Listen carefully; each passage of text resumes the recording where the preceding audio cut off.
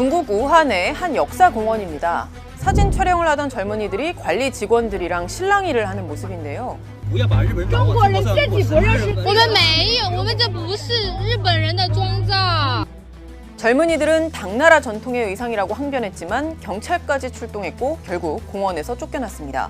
중국 정부는 과거 한족 의상을 전통 의상이라고 홍보해 왔는데 정작 역사공원 직원들도 일본 옷이랑 구분하지 못했다는 비판이 쏟아지고 있는데요. 이런 과잉 대응, 최근 공개된 치안관리처벌법 개정안과 무관치 않습니다. 오늘의 딥백 포인트도 바로 이건데요. 최근 중국이 공공장소에서 민족 정신을 훼손하는 옷을 입으면 최대 15일의 구금과 함께 약 91만 원의 벌금을 물게 하는 법률 개정안을 시행하기로 했습니다.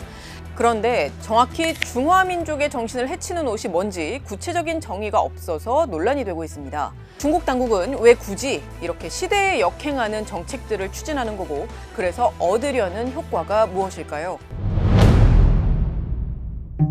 이에 대한 답은 4년 전 중국의 공식 문건에도 담겨 있습니다. 2019년도에 나온 중국 공산당의 발표 내용의 첫 단락에 보시면요. 중화민족의 가장 중요한 정신적 재산, 바로 애국주의라고 했습니다.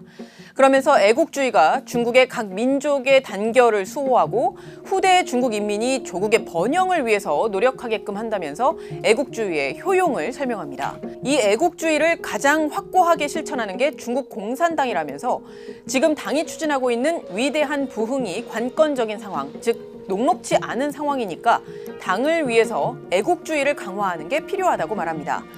그러니까 중국이 자국의 위대한 부흥, 즉 중국몽을 성공시키기 위해서 애국심을 강화하는 조치가 필요하다고 주장한 겁니다. 미중 전략 갈등의 심화, 그리고 미국의 대중 압박이 계속 강화되는 상황에서 외부로부터의 압력을 이제 저지해야 되는데, 그 저지하는 방법 중에 하나가 당이 영도하는 일사불란한 시스템을 가지고 그런 거를 대항할 테니 나를 믿고 따르라라는 메시지입니다.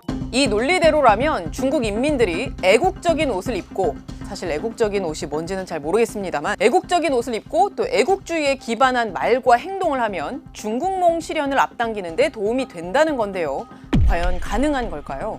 물론 시간이 흘러야 알 수 있겠지만 전문가들은 당국이 장기적으로 이른바 억압적인 안정을 추구하는 건 쉽지 않을 거라고 말합니다. 사람들이 분명히 많은 불만이 있을 거예요. 그러나 그 불만을 표출할 수 있는 방법도 별로 없고, 그러니까 이제 속된 말로 곪고 있는 거겠죠. 중국이 개혁개방을 40년을 쭉 이렇게 왔잖아요. 지금 40년이 지나서 생각과 이런 것들이 많이 달라졌고, 뭐 국제교류도 그렇고 생활 패턴도 달라졌는데, 과거에 정치적 통제를 했던 시기와 비슷한 형태의 조치들이 반복이 되는데 중국의 일반 사람들이 선뜻 받아들이기가 어렵고, 실제로 중국 인민들의 반응도 심상치 않습니다. 일단 법학자들은 누가 어떻게 중화민족의 정신을 판단하느냐며 말도 안 된다고 이 조항의 폐기를 촉구하고 나섰습니다.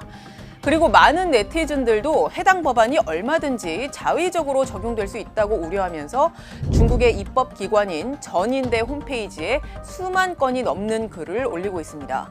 어떤 이용자는 서구식 정장 차림이나 곰돌이 푸 복장도 민족 정신에 어긋나는 거냐는 댓글을 달기도 했는데요. 대만의 한 입법위원은 이미 시행 중인 중국의 반간첩법과 함께 임의적으로 시민들을 체포할 수 있는 근거로 활용될 수 있다면서 우려를 표하기도 했습니다. 지금까지 딥백이었습니다.